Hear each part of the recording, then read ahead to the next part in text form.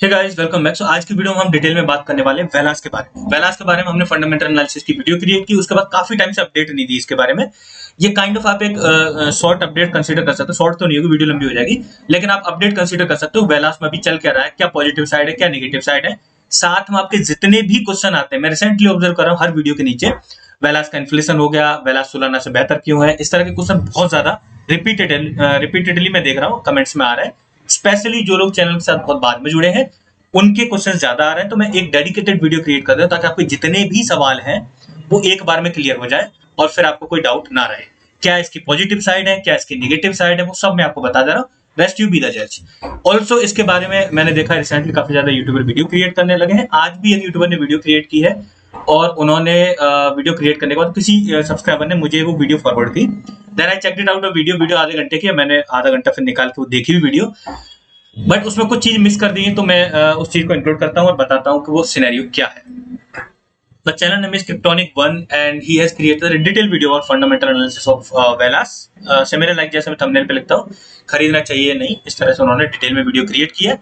First thing I appreciate कि person ने जितना भी अपने लेवल पे मतलब रिसर्च मतलब कर सकते थे, कोई पर्सन किया है, ढूंढा है, इसके बारे में फैक्ट ढूंढे हैं, व्हाइट पेपर देखा है, इसका एक्सप्लोरर ओपन करके देखा है, जो जनरली इंडियन यूट्यूबर नहीं करते। I am not sure he is from India or not, but he does it. मतलब उसने पर्सन ने किया है, तो I must comment for that particular thing. Last में सब कुछ कंक्लूड करने के बाद पर्सन ने बोला है कि अगर इसमें कुछ छूट गया हो मेरे से तो आप मुझे टेलीग्राम पे आके बता सकते हो, मैं डेफिनेटली इसका अगेन रिव्यू करूंगा। तो मैंने डिसाइड किया, क्योंकि इसमें बहुत कुछ छूट गया था, अगर आप वीडियो देखो आपको पता चल जाएगा। सो देन आई डिसाइडेड कि मैं इस पर्सन को टेलीग्राम पे मैसेज करूं, लेकिन फिर वो बहुत ज्यादा एनोनिमस हो जाता। दूसरा, फिर मैंने डिसाइड किया कि इस चैनल पे इस वीडियो के नीचे एक डिटेल कमेंट कर देता what he has missed, because he missed 75% जो एस्पेक्ट है वेलास को मिस कर दिए।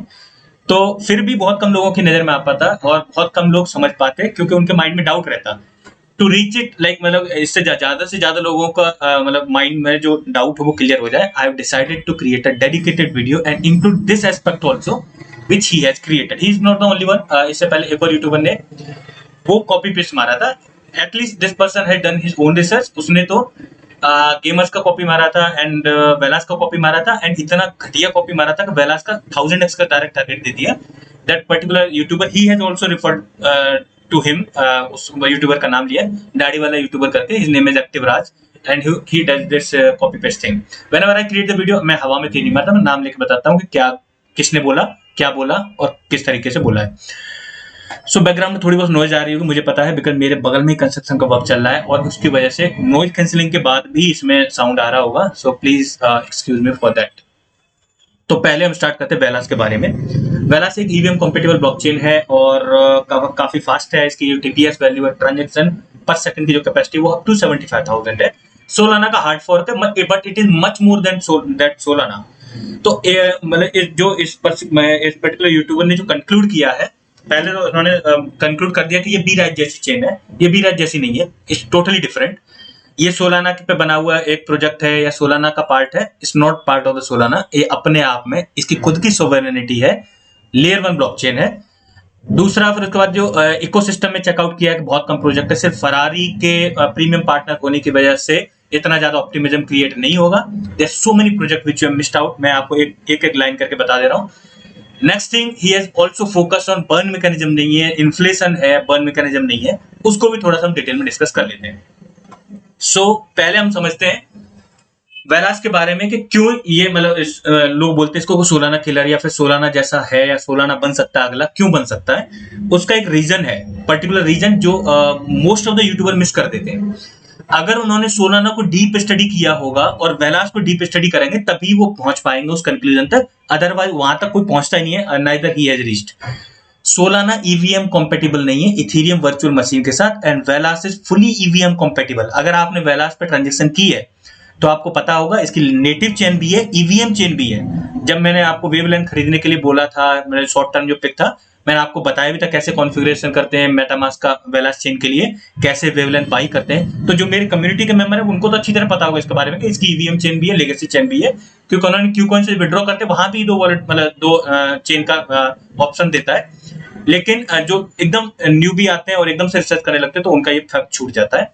सो ये बड़ा अंतर है। लेकिन वेला ऐसा नहीं कह सकते कि सोलाना डायरेक्टली ईवीएम कॉम्पेटिबल नहीं है, लेकिन उसके ऊपर एक प्रोजेक्ट है नियॉन लैब करके, वो ईवीएम कॉम्पेटिबल है, but this particular blockchain is directly EVM compatible. जब ये थोड़ा ग्रो करेगा आगे, अभी ये डेवलपिंग स्टेज में है, जब ये आगे ग्रो करेगा तब सबसे ज्यादा अगर मतलब इजी होगा, और मतलब जो ईवीएम पर रन करने वाले प्रोजेक्ट्स के लिए उनका एक डायरेक्ट ऑप्शन ही क्रिएट हो सकता है, हुआ नहीं है, हो सकता है कि यहाँ पे वो cheaper transaction and fast transaction का एडवांटेज ले सकते हैं, क्योंकि ये ईवीएम कॉम्पेटिबल है ना। ये चीज भी मिस कर दी। दूसरा, सोलाना जो सॉरी वेलास ने अपना क्या किया, $100 मिलियन का ग्रांट प्रोग्राम स्टेब्लिश किया है। एंड ग्रांट प्रोग्राम से एक पॉजिटिविटी क्रिएट होती है प्रोजेक्ट में कि ज्यादा से ज्यादा प्रोजेक्ट इन फ्यूचर बिल्डअप हो सकते हैं। अभी कम है, डेवलपिंग स्टेज में है, बट उनका ग्रांट प्रोग्राम है जिसकी वजह से वो ज्यादा प्रोडक्ट में जो प्रोजेक्ट है वो अट्रैक्ट कर सकते हैं। नॉट ओनली दिस, दूसरा जो पॉजिटिव फैक्टर है, जो जेम्स डिजिटल करके उसने $135 मिलियन का जो कमिटमेंट दिए, फाइनेंशियल कमिटमेंट, इसके जो मतलब एक तरह का ऐसा समझ लो सेकेंडरी ग्रांट, तो 2 ग्रांट प्रोग्राम है। अनदर पॉजिटिव फैक्टर कि इसकी वजह से इन फ्यूचर ग्रो कर सकता है अच्छे लेवल पे, ज्यादा से ज्यादा प्रोजेक्ट इस पे आ सकते हैं क्योंकि सफिशिएंट मतलब अमाउंट में इसके पास ग्रांट है। You have missed it. Next thing, उसके बाद आता है कि वेलास का जो होल मतलब जो मतलब वेंचर है, यानी आप कह सकते हो इंटरनेशनल स्पेस स्टेशन में जो इसके जो मतलब नोड रन होगा स्पेस चेन के पार्टनरशिप के थ्रू, कुछ टाइम पहले ही जो स्पेस एक्स की जो रॉकेट से भेजा गया था स्पेस में node, which is fully functional now. You have missed that also, that's the most important update. इसके बारे में भी आपने बात नहीं की।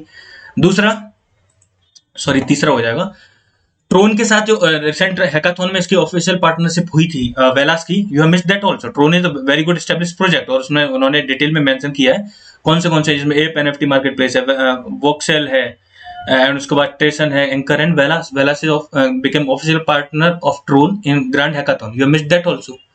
नेक्स्ट थिंग, इसके ऊपर वेवलेंथ करके एक नया प्रोजेक्ट आ गया, you have missed that also. आपने क्या किया है कि एक्चुअली जो इकोसिस्टम की जो इमेज उठाई है वो बहुत पुरानी है, आपको नया डेवलपमेंट देखना चाहिए। अगर आप रिसर्च करो तो कंप्लीट करो, आधी अधूरी के चक्कर में बहुत सारी चीजें इसमें छूट जाती हैं।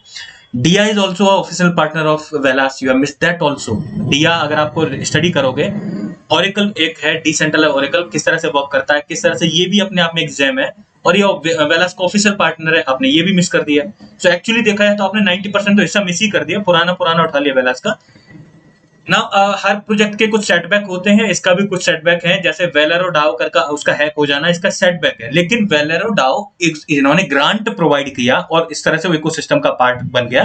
वेलास is not directly responsible for that, but ठीक है, इसको हम सेटबैक की तरह कंसीडर कर लेते हैं। वेलास का एक सेटबैक है, नेगेटिव साइड में देखो, वेलेरो डाओ का फेल होना एक नेगेटिव साइड है, एंड इवन वेलास पैड का, क्योंकि वेलास पैड जो ऑफिशियल लॉन्च पैड है वो भी ज्यादा सक्सेसफुल नहीं रहा, एंड इसके लिए ये क्या कर रहे हैं, नया जो ओकल्ट फाइनेंस करके है उससे अभी पार्टनरशिप कर रहे हैं, एक नया लॉन्च पैड कंसीडर कर रहे हैं वेलास इकोसिस्टम में।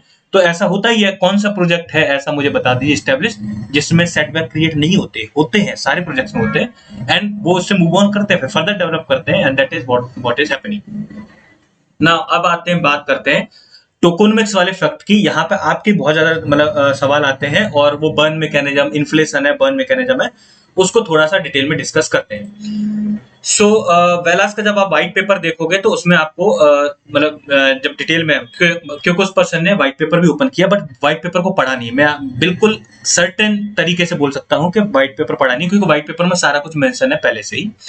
व्हाइट पेपर में जब आप टोकोनॉमिक्स वाला पार्ट देखोगे वेलास का, तो वहां पे इन्होंने क्लियरली मेंशन किया है जो total supply that is 2.3 billion Velas है, सारी की सारी सर्कुलेशन में है, एंड इसमें जो इनिशियल जो इन्फ्लेशन रेट था वो 8% का था इनिशियल 3 साल पहले।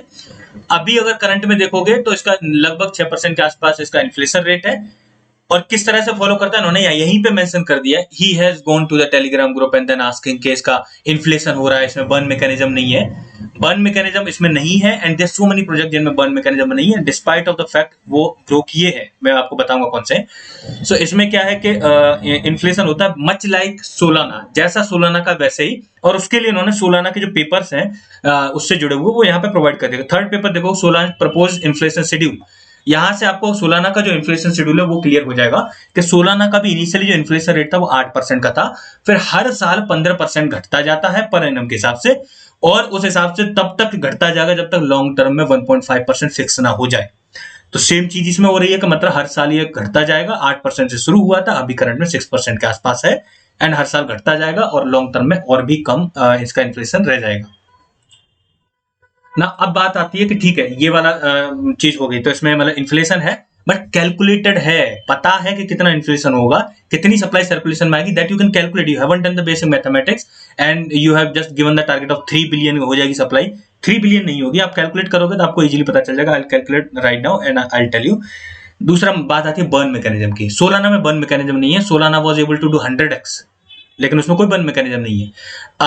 कार्डानो है, उसमें कोई बर्न मैकेनिज्म नहीं है और उसका इन्फ्लेशन रेट पता है कितना है? अगर आप 16 मतलब कार्डानो का इन्फ्लेशन रेट चेकआउट करोगे, कार्डानो का inflation rate is much high 7.49% का, जबकि इसका सिर्फ 6% का है। अब अगर आप कार्डानो का रिसेंटली देखो तो 7.49% पे जा रहा है, तो इससे ज्यादा है।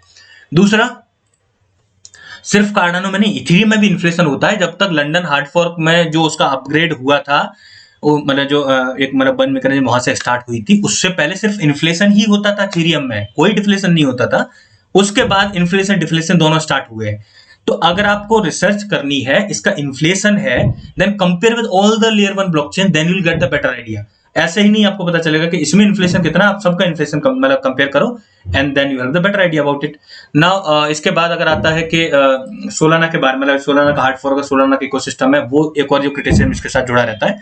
सोलाना ने अपने इकोसिस्टम में इसको दिखा रखा है बिकॉज ये मतलब सोलाना का हार्ड फॉर्क है, बट अपने आप में पूरी तरह से एकदम लेयर 1 एंड सोवरेन, इसकी खुद की सोवेरेनिटी है, उसका उससे कोई लेना देना नहीं है। That you can be rest assured.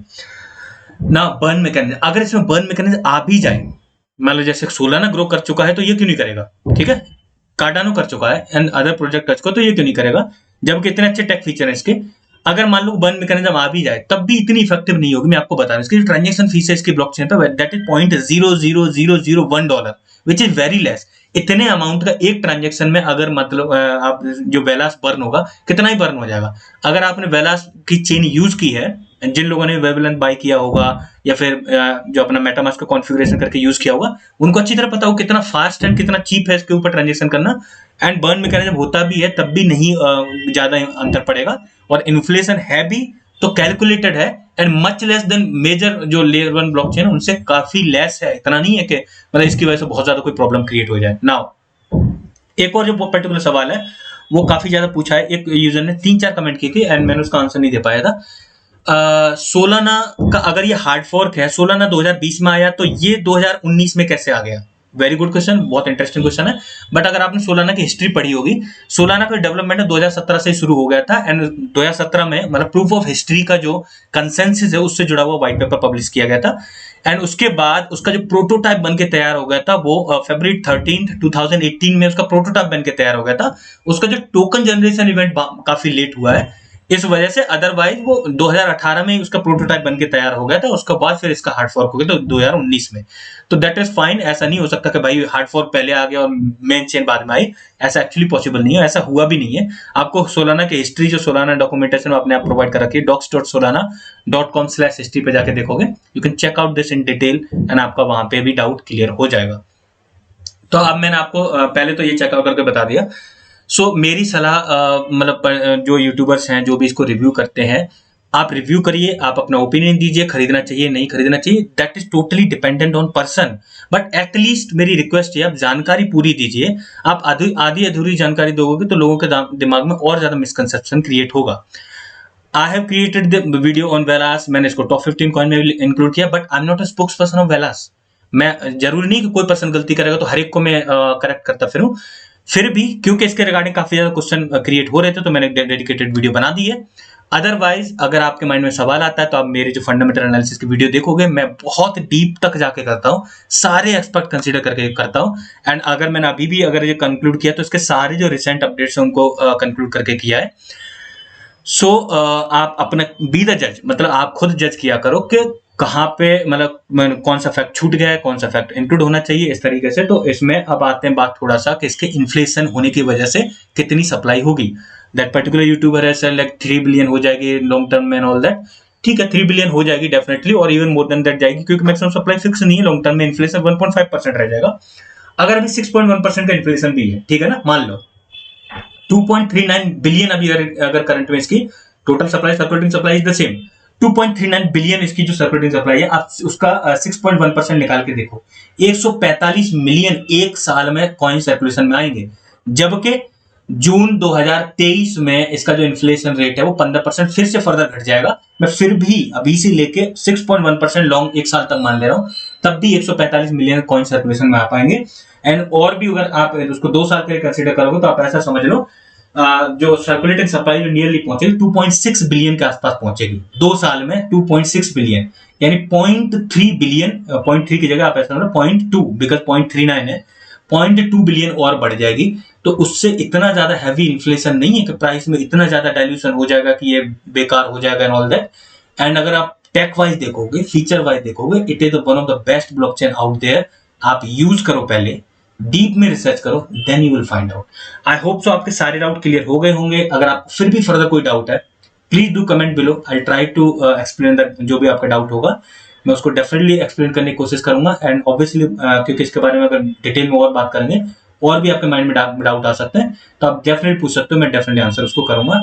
And to that particular YouTuber, please create the video. I am quite happy कि आपने सही वीडियो क्रिएट किया। दूसरा जो यूट्यूबर उसने जो कॉपी पेस्ट मारा था, उसने एक्चुअली इसका उनका टारगेट दिया है, आई नो दैट, लेकिन please include all the details. You are missing a lot of information about this particular project and that is not right.